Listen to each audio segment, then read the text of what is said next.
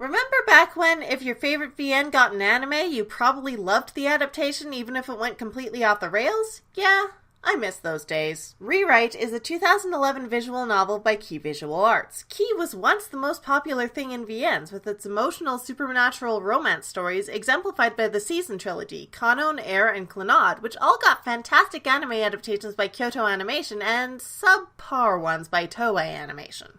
But as time went on, trends in VNs changed, and in the late 2000s and early 2010s, we saw the rise of dark, plot-heavy games instead. MOA Feelings Fest still had their fans, but lots of people were swayed by the siren call of complex stories, rampant betrayal and murder, urban fantasy, and stories that reflected the way that the current generation felt betrayed and used by the adults who came before them. And so Key teamed up with Yukishi Zeronana, the mind behind When They Cry, to make a game that was still an adorable tearjerker while slowly turning out to also be a dark, complicated urban fantasy. The collab made sense. Ryukishi had often been inspired by Key, but his work was very different from theirs and pretty popular at the time. While Rewrite didn't have a tremendous reception, fans still hoped for an anime, and in summer 2016 they got one. But times had changed, and there weren't cries of joy. There were cries of, "This is gonna suck," and those persisted as the show actually aired.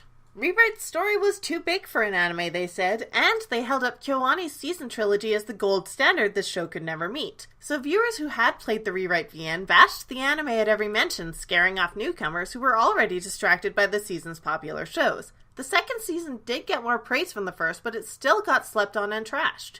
But I'm here to set out some reasons why the Rewrite anime deserves the love it never got by tackling some of those common criticisms. The most common of those is that the first season follows the once common practice of combining pieces of all the heroine roots with original content. Sure, people don't really do that anymore, as evidenced comparing the newer Fate anime to the old stuff. But the story of Rewrite is about hundreds of different worlds with different scenarios, and the heroine roots in the game were just a few. Officially, the anime original route is just another one of those failed timelines, making the anime as much of a supplement to the VN as it is an adaptation. From a more practical, cynical point of view, the anime original route's focus on Kagari, along with covering bits of the other routes, was made largely to advertise Rewrite Plus, the expanded edition of the game that came out around the same time with more Kagari content. So it makes sense as both a promotion for people who hadn't played the VN and an addition to the story for people who had. Not to mention, Rewrite is a story where each of the heroine roots makes up only part of the story, and that story isn't whole without the other parts. It's not like Fate, where you can just adapt one route, telling a complete story, and maybe adapt another later that adds to it but is likewise its own thing. The conclusion of Rewrite in its last two routes weaves together everything as Kagari tries to create a Prime or Alpha timeline where humanity can be saved. That means adapting just one route would lead to an unsatisfying, incomplete show, and adapting every route one-to-one just isn't feasible because guess what? Rewrite is 73 hours long.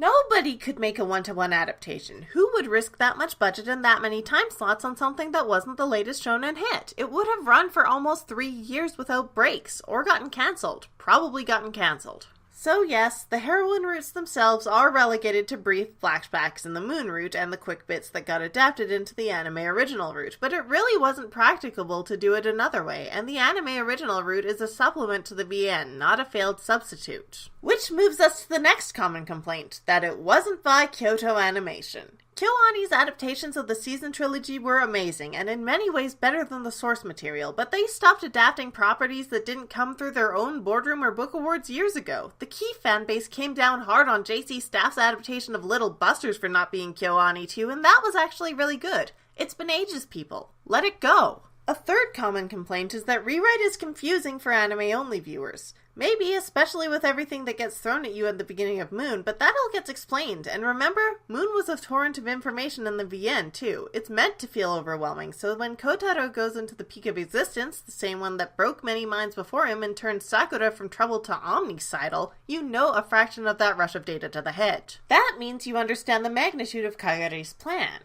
It's also interesting that a lot of the people who give this complaint have played the VN, whereas anime-only viewers who keep watching do tend to get it as they go. Anyone who goes into Season 2 asking, where do you even go from the end of Season 1, will get their answer. And when it comes to the bits of the heroine routes that ended up in Season 1, at least you can understand them with the context you're given, unlike Kanon 2002.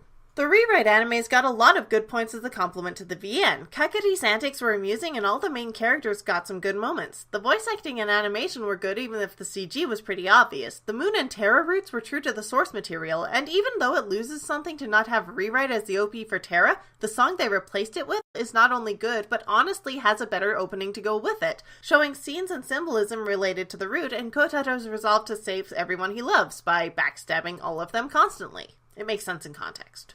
Sure, they didn't get everything from the VN, but honestly they couldn't, and if you want to see the whole story, Sakai Project is reportedly still working on an English release of Rewrite Plus, though after their layoffs there hasn't been word in 7 months. If you've been scared off the anime or had a bad first impression, there's no harm in giving it a second chance. This is Secret Identity Studio, and yes, I'm still Gaia Trash.